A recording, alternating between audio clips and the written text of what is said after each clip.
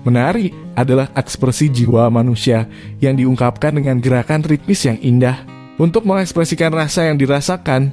Tapi apa jadinya kalau menari merupakan sebuah wabah penyakit? Selamat datang di channel Biografia. Di sini kita akan membahas singkat tentang biografi, histori, kisah inspiratif, dan kisah unik untuk menambah wawasan kita. Silakan ikuti channel kami dan kita lanjut pembahasannya.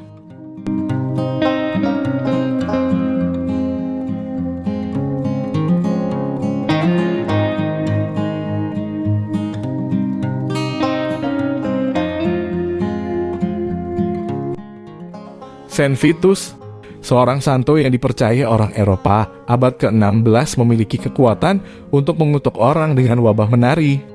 Setidaknya itulah mitos pada zaman tersebut. Korban yang terkena wabah bukannya diobati, tapi justru diberikan iringan lagu dan penari latar.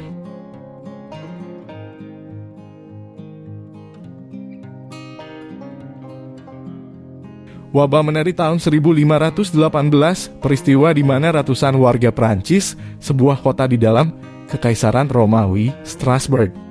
Warga yang terjangkit wabah tersebut menari tak terkendali dan tak berhenti selama berhari-hari.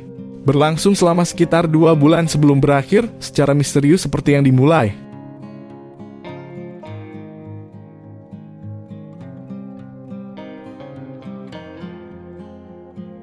Pada bulan Juli 1518, seorang wanita yang bernama Frau Trofla melangkah ke jalan dan mulai menari.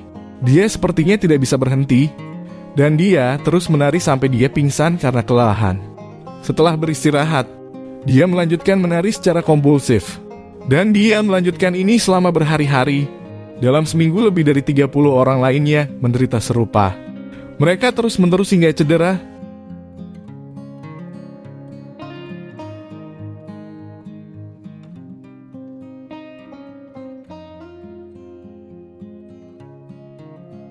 Pemerintah kota khawatir dengan jumlah penari yang terus meningkat.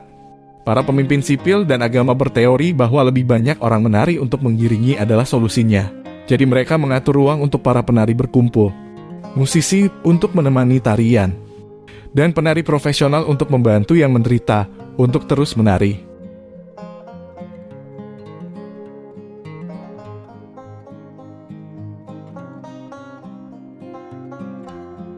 Ini hanya memperburuk penularan dan sebanyak 400 orang lebih akhirnya tertular oleh wabah menari ini.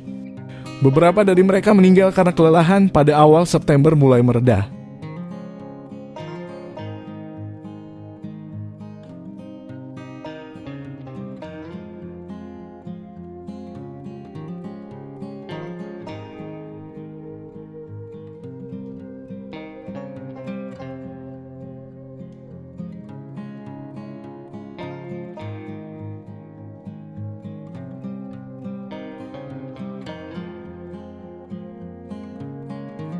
Peristiwa 1518 adalah yang didokumentasikan secara menyeluruh dan mungkin yang terakhir dari beberapa wabah serupa di Eropa yang sebagian besar terjadi antara abad ke-10 dan ke-16.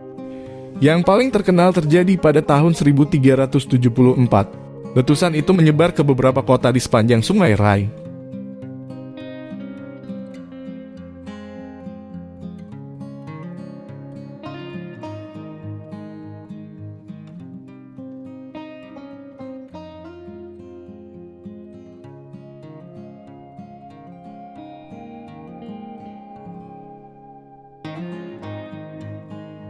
Penjelasan kontemporer saat itu untuk wabah menari adalah hasil dari kerasukan setan, itulah yang membuat pengobatannya tidak tepat.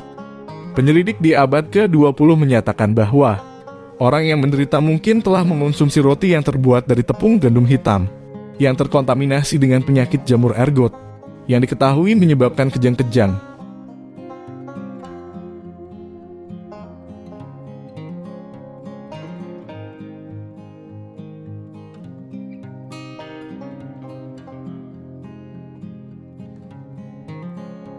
Sosiolog Amerika Roberta Bartolomeu mengemukakan bahwa saat itu para penari adalah penganut sekte sesat, menari untuk menarik perhatian Tuhan.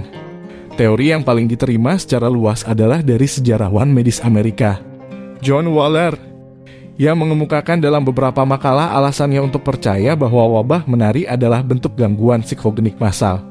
Wabah tersebut terjadi dalam keadaan stres yang ekstrim dan umumnya mengambil bentuk berdasarkan ketakutan lokal. Dalam kasus wabah menari tahun 1518, Waller mengutip serangkaian kelaparan dan adanya penyakit seperti cacar, serta penyakit sifilis sebagai penyebab stres yang luar biasa yang mempengaruhi penduduk Strasbourg.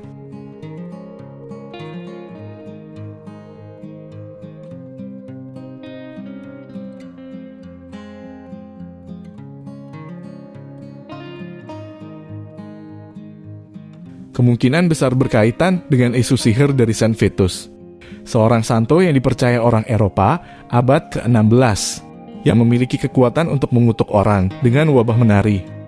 Ketika digabungkan dengan kengerian penyakit dan kelaparan, yang keduanya melanda Strasbourg pada tahun 1518, tahayul Saint Vitus mungkin telah memicu histeria akibat stres yang menguasai sebagian besar kota. Teori lain menyatakan para penari itu adalah anggota sekte keagamaan, atau bahkan mereka secara tidak sengaja menelan ergot, jamur beracun yang tumbuh pada gandum hitam basah, dan menghasilkan kejang dan halusinasi.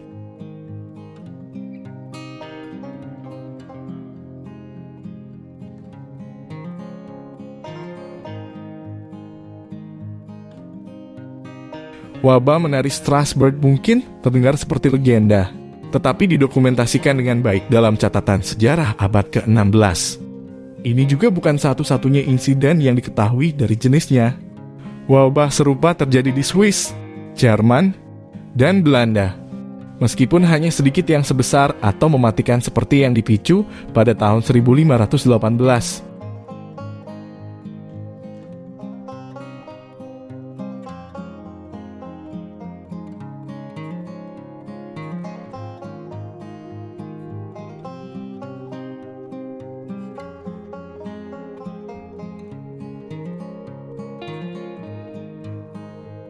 Demikian sedikit info dari kami. Jika Anda suka dengan kisah inspiratif, biografi, atau kisah unik dari tokoh dunia, silahkan ikuti channel kami. Bantu kami untuk mengembangkan channel ini, kita belajar bersama. Sampai jumpa dan selamat bertemu kembali.